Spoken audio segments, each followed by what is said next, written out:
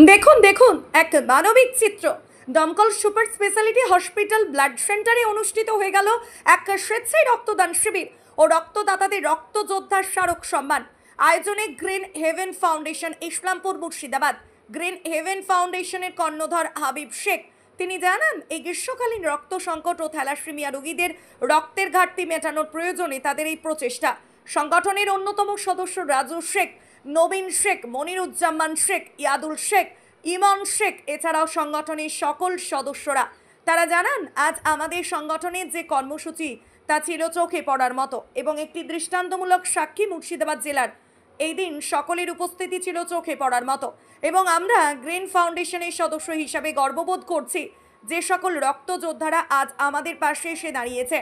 তাদেরকে শুভেচ্ছা ও ধন্যবাদ জ্ঞাপন করি। তাছাড়াও সংগঠনের অন্যতম সদস্য নবীন শেখ তিনি জানান, আমাদের কর্ণধার হাবিব শেখ তিনি একজন পেশায় রাজমিস্ত্রি, তার সঙ্গে আমরা ভালো কাজে সাক্ষী হতে পেরে সত্যি আমরা গর্বিত। প্রতিটা ঘরে ঘরে যেন হাবিব ভাইয়ের মতো মানুষ হয়, তাহলে আগামীতে যুব সমাজ আরও উন্নত হবে, আরও দৃষ্টান্ত উপস্থাপন করবে এই আশা রাখছি।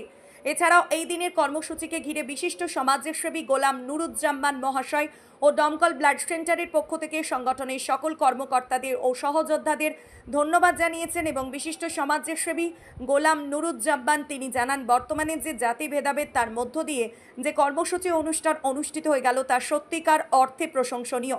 এদিন 101তম রক্তদান করেন দমকলের গর্ব মাননীয় পিন্টু মণ্ডল মহাশয়।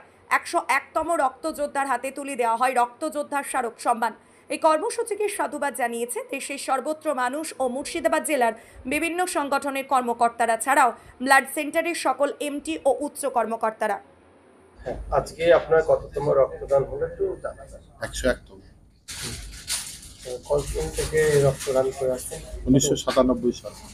আচ্ছা, আজকে যে রক্তদান শিবির চলছে তো আপনার এই মতটা আমার মনে হচ্ছে একটু বলবেন। দেখুন, রক্তদান শিবির যেখানেই হয়, বিশেষ করে ডোমকল মহকুমায় যে যত কটা রক্তদান শিবির হয় সেখানে আমাদেরকে জানে এবং আমরা পৌঁছানোর চেষ্টা করি।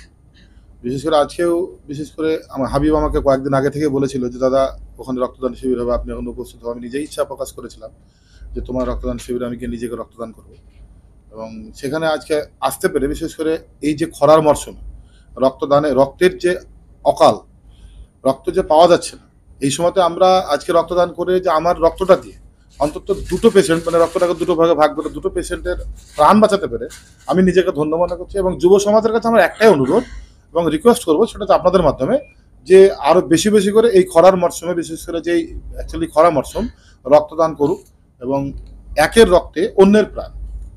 বিশেষ করে মানুষে আমরা জন্মেছি, মানুষের পাশে দাঁড়িয়ে মানুষের জন্য কিছু করে যেতে চাই, এটাই আমাদের লক্ষ্য হওয়া উচিত। যুব সমাজ আগের তুলনায় এগিয়ে আসছে, যুব সমাজের উদ্দেশ্যে কি বার্তা দেবেন? যুব সমাজ আগের তুলনায় এগিয়ে এসেছে, আরো বেশি করে এগোতে হবে, আরো বেশি বেশি করে প্রচার করতে হবে যাতে থ্যালাসেমিয়া আক্রান্ত যেন নতুন করে না বাড়ে। আমাদের দমকল মহকুমা তথা সারা বাংলায় থ্যালাসেমিয়াটা একটা সময় আমাদের গ্রাস করতে চলেছে, সেটার জন্য সচেতনতা বাড়াতে হবে, বাল্যবিবাহ কমাতে হবে এবং বিশেষ করে শিক্ষার আঙিনায় মানুষকে আসতে হবে। শিক্ষা, স্বাস্থ্য, সচেতনতা বাড়িয়ে এই কয়েকটা জিনিস, বিশেষ করে বাল্যবিবাহ, থ্যালাসেমিয়া রোধ করা, এগুলো নিয়ে সম্পর্কে আগামী দিনে অন্তত আমি যুব সমাজের কাছে বলবো, আপনারা নিজেরা প্রচার করুন এবং নিজেদের উদ্যোগ নিয়ে এটাকে রোধ করার জন্য চেষ্টা করুন। আপনার নাম পরিচয়? পিন্টু মণ্ডল।